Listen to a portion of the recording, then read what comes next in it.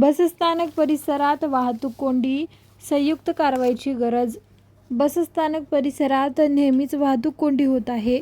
अवैध प्रवासी वाहतुकीला आळा घालण्यासाठी परिवहन विभागाकडून वारंवार बैठका घेऊन कारवाईची मागणी होत आहे. बसस्थानकाच्या 200 मीटर परिसरात नो पार्किंगची अंमलबजावणी आणि अवैध प्रवासी वाहतूक रोखण्यासाठी पोलीस प्रशासन, वाहतूक विभाग आणि परिवहन विभागाच्या समन्वयाने अभियान राबविण्याचे आदेश आहे. मात्र संयुक्त कारवाईकडे कानाडोळा होत आहे.